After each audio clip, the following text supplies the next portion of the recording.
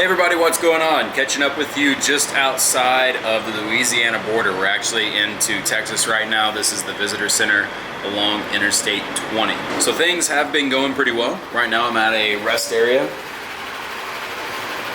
Looks like an RV taking off right next to me. It's actually a really nice rest area. So the bus has been driving really well. I did have one incident that I have to get taken care of, and I'll show you what it is. So it actually happened on the road as I was driving through Louisiana. So you can see just a little bit of silver right there. This is actually loose. This bolt right here is loose. I don't think it's loose like tight. I think the bushing in there is messing up. So what I'm gonna do right now is head into Walmart, buy a couple crescent wrenches. Hopefully they fit around that. See if I can tighten it up myself, see if that's what it is, but if not, I'm gonna have to go to a shop tomorrow morning, which I'm not wanting to do, but you know, something this heavy, you don't wanna mess around. But underneath the bus does look pretty clean. No rust really. I've just been resting mostly today because I've been going non-stop dealing with the problems with the bus, getting things fixed, and just haven't had time to chill. So I've been here getting some work done, doing some editing, and just trying to relax, enjoy the road for a little bit. Walmart's only about a half an hour away, so I'm gonna get going soon. All right, a little bit later in the day, as you can see, went to Walmart, got 2 crescent wrenches, also got 2 containers of distilled water. That is because there is a coolant leak somewhere. I hope it's not in the engine. I already fixed one coolant leak. I think I see where this one is, but just to have them with me, distilled water for the engine. This is the Walmart that I'm currently parked at. It says no overnight truck parking, but I'm not a truck. And then I called and asked them, and they said that as long as you park back here, you're okay. If this happens to work, if that bolt is just loose, which I doubt, but if it is loose, then I'm gonna tighten this up here and then head into Arlington tonight to get a transmission leak looked at tomorrow morning. If this doesn't work, then I have to go to a shop. The bolt is probably gonna have to be replaced. That's the big thing, and I don't have the shop or tools to do it, even if I do have these. So that means hopefully they fix that early in the morning, 8 in the morning, then I head to Arlington, get to the shop in time, which the shop's still probably about 3 hours away, and I'd have to drive through Dallas traffic and Arlington traffic in this bus. They're closed on weekends, and today's Thursday. Really hoping this works.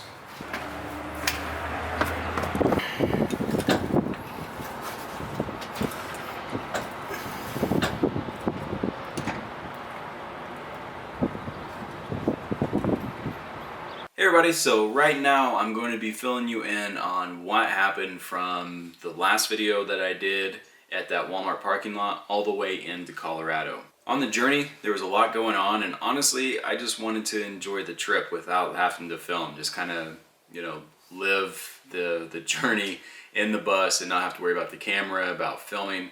And once again, there's just a lot going on. After that particular Walmart, I couldn't get that bolt and nut tighten. So I stayed at the Walmart that night, woke up really early, got to a shop that was about 45 minutes down the road, got there before they opened, first one in the door, hopefully to get that fixed or looked at before I drove into Arlington, because the goal was go to a transmission shop to get that transmission fixed and then basically sit in the parking lot over the weekend for the Tiny House Jamboree. So long story short, I was actually there all day.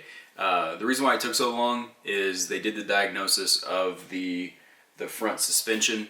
That bolt was loose, but it was just that bolt and nut that was loose. What was happening was the front driver's side leaf spring is flat, and that also explains the clicking noise in the back. So, well, there's also another thing, and I didn't realize this till later, but the air pump, the hose from the air pump leaks a little bit. I don't know if it's a return valve for the stop signs or not. I still haven't looked at it yet. I'm going to post on Skoolie.net and try and get that figured out. What was happening is I have a slow air leak in the air system. It's not enough to affect the brakes. It's not enough to do, you know, any damage. It's just a very slow leak. So when I get done driving at night, what happens is I have airbags on the back suspension. And with that leaking, it lowers that one side. The airbag actually loses its air. Once that airbag starts losing air, that back leaf spring actually starts to take on more weight. And that weight is that tension on that leaf spring. And also having this front leaf spring not be completely up, it put even more weight on that rear leaf spring. And that's what was happening. And also they mentioned that the kingpins need to be replaced in this. The reason why it took so long is they were calling around and trying to find a new leaf spring around that local Texas area to replace that, but they couldn't find one. And by that time I was looking online, they were looking online. They just charged me a small diagnosis fee. It was like 55 bucks. And it was like I got the whole suspension looked at on this rig. And then I was back on the road towards Arlington. So I ended up staying at a rest area that evening. Got up super early, made it into Arlington. The Dallas traffic really wasn't that bad. It was a Saturday morning, and again, I drove early, so it wasn't that bad at all.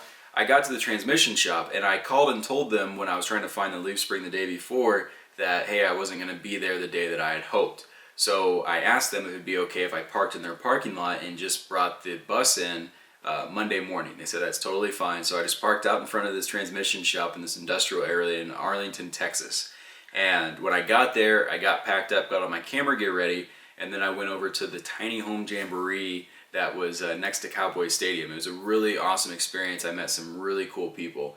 I met Wes from Transcend Existence. He's, one of his video series is one of the reasons why I purchased this bus and doing everything that I'm doing to this bus. Also, that was a very pivotal trip to that jamboree because by the time I got to that point, I was so overwhelmed is a good way to put it. I was kind of questioning why we got the bus because there was so much going on, so much needed to be repaired, and it was so expensive. It was so much more than I anticipated getting that thing from Florida to Arizona, which, in hindsight, that's pretty obvious, getting things figured out on the road.